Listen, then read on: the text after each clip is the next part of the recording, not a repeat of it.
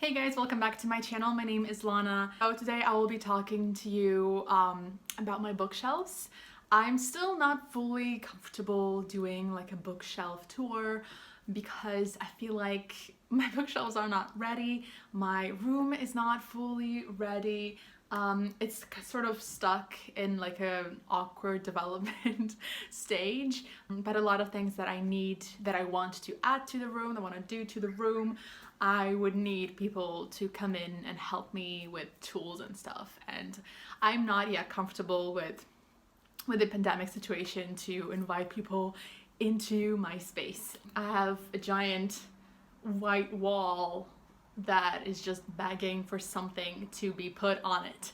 And I vision floating shelves with artwork on it, with a plant that has like leaves that are sort of do like a waterfall thing, and like beautiful stacks of books. I have a lot of plans. So until that point, I probably won't be doing a bookshelf tour. But John from Hey Yo Listen Up tagged me in a bookshelf tag, so I thought I would start with this one. So I obviously watched John's video when he did this tag, but ever since then I've not looked at the questions. I'm not prepared. I'm usually very prepared. I'm not today. Okay, how many bookshelves do you have? So I'm gonna talk just about my room. We do have other bookcases that are in sort of the living room area and stuff, and there are some books on it that are mine. I mean, I bought them for me to read, but they ended up on those shelves, and there are some books that, you know, me and my sister sort of co-own. I don't even know who bought them, but we both read it and they're there. So these are not all physical books that I own and that I have read that I own.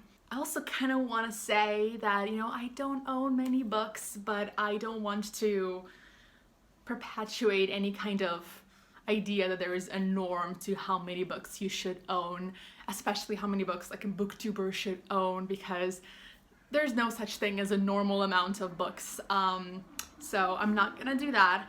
I am very picky about what books I buy physical form of. I have moved a lot in my life, so a lot of the books that I had as a child and in school I don't own anymore. So this is sort of a, I don't know. I don't know what I'm trying to say. So back to the bookshelves in my room. So this is a bookshelf, but I don't keep any books on it. It has binders with various like everyday stuff. I have a lot of sheet music. I have my audition binder that I use for obviously auditions. This is 1, 2, 3, and the top one I don't really use for books, but maybe one day. And then I have one right over there. So 4. Number 2, how many books are on your bookshelves, or how many books you think you have? Ooh, I don't know. You know, I'm not going to count because I'm lazy. I would say, wow, I don't know. Hey, editing Lana here. I actually just counted. I have exactly 100 books in this room, which I think is pretty cool. Number 3, how do you organize your books? I keep my nonfiction separate, and then after that it's mostly color and size. It's not like, this is not a good example of that, but look at those. Those are pretty. That's like a good color coordinated one. Also, size is a big thing because this is not actually a shelf. This is a continuation of the windowsill, and like it's not deep at all. So it's actually shorter than these paperbacks. And also the door of my closet opens up to them. So the only kind of books that I can fit is sort of this, like the normal paperback. Anything bigger just won't fit and my closet would not open. Here are a lot of various sizes of books, but this lower shelf these are all sort of the smaller paperback version of books. It's just, I don't know, it's kind of random, but not. Okay, number 4, what is the oldest book on your bookshelf? This is easy. There it is. This is Shakespeare's Othello, and I found it in a secondhand bookstore in Venice, and it was like a bookstore with so many books, and I don't know how I found it. It was like €2. It was so cheap, and it's so old. I think it was published in 1946, and it's falling apart. While we were traveling, I just put it in my bag, and when later on I took it out, it was in shreds. So many pages just were ripped, and I had to go home and tape all of them. Like, the pages are just very soft that it doesn't really take much to rip them. It also has all these markings in the pages, and then, you know, when I went home and I taped it all, I also added this plastic cover just to keep it safe. Number 5, what is the newest book on your bookshelf? In his video, John did like a separate newest in terms of a new addition to the shelves and in terms of when it was published. And the last book that I bought is The Moonstone by Wilkie Collins. And as to the books that are newest in terms of release, I have 2 books from 2019. I have Frankly in Love by David Yoon and Good Morning, Good Night by Lin-Manuel Miranda. This was a gift from my very best friend. It's so gorgeous, and it's so fun. And this was also 2019 release. Number 6, what is the longest book on your bookshelf? I think it's either one of my Ken Follett books or The Lord of the Rings.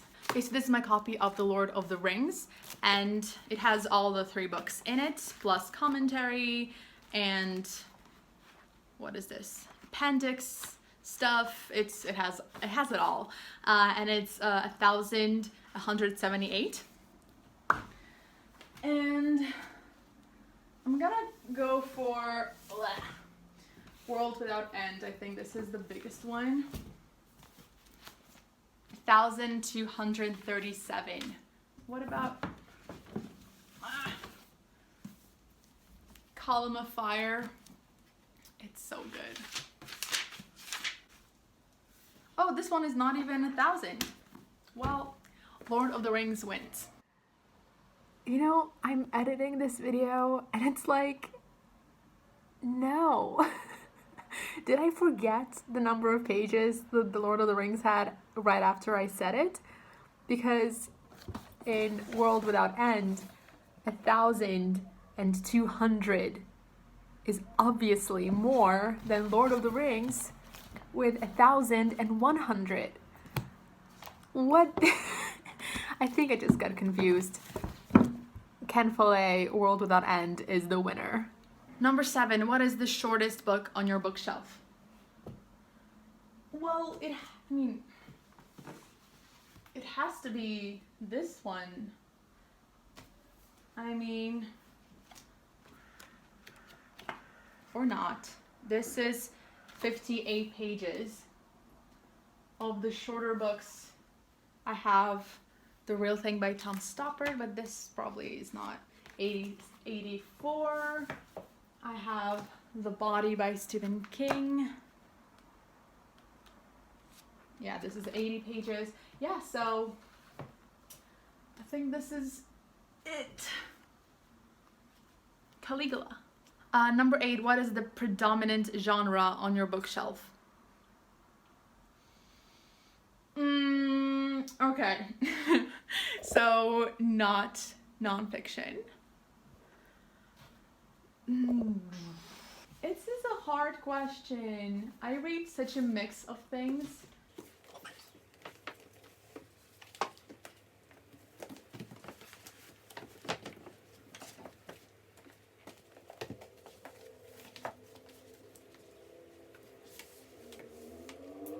I do have quite a few fantasy books, but I'm not sure if they are the predominant genre. It actually might be because I have several that are part of a series. So I have 4 books in the Red Queen series, I have 3 books in the Captive Prince series, I have 6 of Crows, which are 2 books.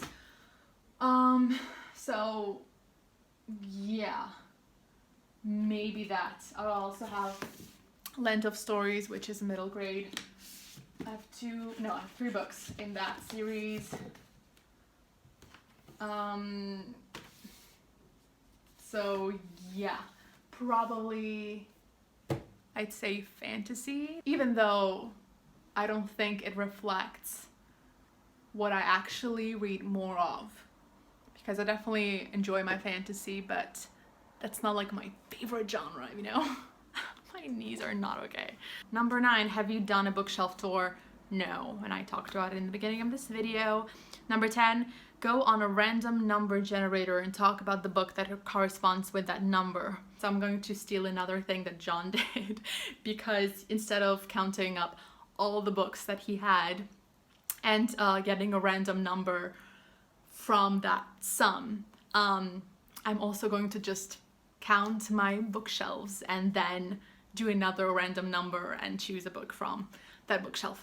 So I think I'm going to count my TBR unread books as like a separate shelf. Okay, so the way I will be counting is 1, 2, 3, 4, 5. Okay, generate. 5, perfect. So that is that non-shelf.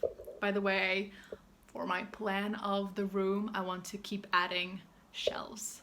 I'm gonna take you with me to count these books. 21. 2. Number 2 is Crooked Kingdom, and I forgot what I'm supposed to do about it. Talk about the book. Well, let's talk about this book. This is the second book in the 6 of Crows saga? Duology. Duology. So the first book in the series talks about a group of misfits that are a weird bunch, and they are hired to do a heist of like a high security prison, and that's what this book is about. And this book is sort of the repercussions of everything that, you know, went right and went wrong. I actually preferred 6 of Crows, I think, because I loved the heist scenario, and I know that people love these books for the characters, which are incredible. I loved them too, but I felt like Crooked Kingdom was a little drawn out, and like it's a lot of action, but I don't remember who said this in the review, that it's sort of like they plan something, it goes wrong, and they react to it by doing another plan, and that plan goes wrong and they react to that one. So it's sort of like, it feels like it's never going to end. So I definitely preferred 6 of Crows. Okay, number 11, do you have fan merch or any other decorations on your bookshelves? Yes. Okay. I need to put these in order. So I'm not really a fan of having a lot of like little things on my bookshelves. I used to be more of that person. I used to have little figurines from Lord of the Rings, which came with like a magazine, and I didn't even care about the magazine, I just wanted to get the figurines. But I got rid of those because they were not, you know, making me happy. Talking about, you know, making me happy and sparking joy, I have my Marie Kondo's The Life-Changing Magic of Tidying right here. I love that book. I'm also the person who's responsible for dusting in this household, so it's just easier. My latest addition is it's a Rubik's Cube, but it's like an off-brand one because the real one was really expensive for its purpose, I feel like. And I can't do it. I did not grow up with this, and I have no idea. I looked at different instructions online, but I just get confused about like which side they're talking about. And I can do one side. I'm good at doing one side. Well, I'm not good, but like give me 4 minutes and I'll figure it out. But doing the whole thing, I have no idea. I also have this little, I don't know what you would call this, but this is St. Paul's Cathedral in Rome, and my sister bought it for me last time she was in Rome. I grew up in Rome, that's where I was born, and also when I was 11 I was part of a like Vatican choir, and I got to perform at a mass in the St. Paul's Cathedral during the mass for St. Nicholas. I'm pretty sure that was.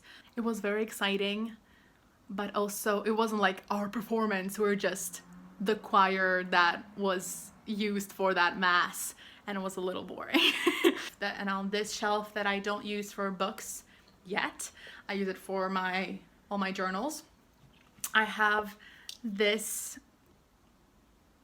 music box. I don't know if you would call this a music box if it's not a box. Shh. It just won't shut up. So this is very special to me because I bought it. Oh my god. Shh. This is very special to me because I bought it while I was working as a volunteer at the Sochi Winter Olympics in 2014. It was just such a fun experience, and I was working in the opening and closing ceremonies, so I was there for the auditions, I was there for all the rehearsals and all the backstage stuff. I became very good friends with our stage managers, who are mostly Italian, so like I got to talk to them in Italian, which they really appreciated. And so this music box thing plays a very famous Russian song which was played during the opening ceremonies, and I mean, I've known this song my whole life, but I distinctly remember being there for the grand last rehearsal the night before the opening ceremony, and I got to sneak into the arena and watch it from the stands. And I just remember when this song started playing, I got like goosebumps. It was so like such an incredible moment in my life, and I was so proud to be part of that. And there's, you know, so many people work on those ceremonies, and not just like the team that decides what happens, and you know, the costume department and all of these, the creators, but so like every single person who is involved. We got so many people from all over the country who were participating, dancers and performers, and you know, they were almost crying backstage, just being like, oh my god, I'm going to represent my country. And it was just, I cannot explain to you how incredible that experience was. And so I got a little memento in a souvenir shop in Sochi.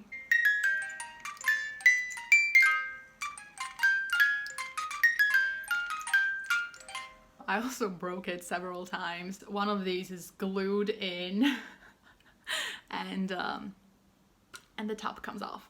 And that is all that I have on my shelves, and it's actually more than I want on my shelves, to be honest. Number 12, show us your bookshelf.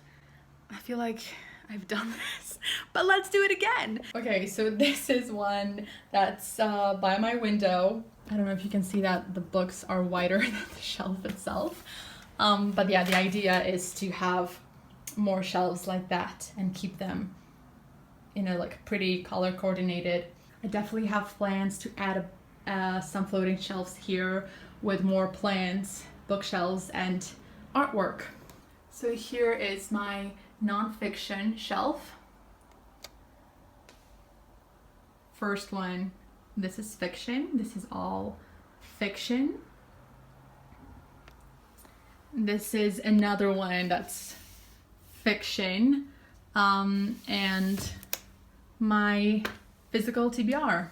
Actually, now that I think about it, this is also nonfiction. This is a book, The World of Tolkien in Middle-earth, which was also a gift from a friend. It's beautiful, but I prefer it here. And this is my only comic book ever. I was just curious. I've never owned a comic book. And so the last question is to tag someone. I'm going to put all the people that I tag in the description below. If you want to do this, please do this. Let me know what you think of my bookshelves. Was this fun for you? Because I don't know if this would be interesting to see for anyone, but this is the state of my bookshelves right now, and they're always evolving. Obviously, I want to do a proper bookshelf tour, but that's going to happen not anytime soon. A lot of work has to happen between now and then. My priority right now for my room is to add lights over here because I can't read in bed because my bed is facing the window, so it's really dark. Anyway, you don't need to hear that. Have a great day. Thank you so much for watching, and I will see you in my next video.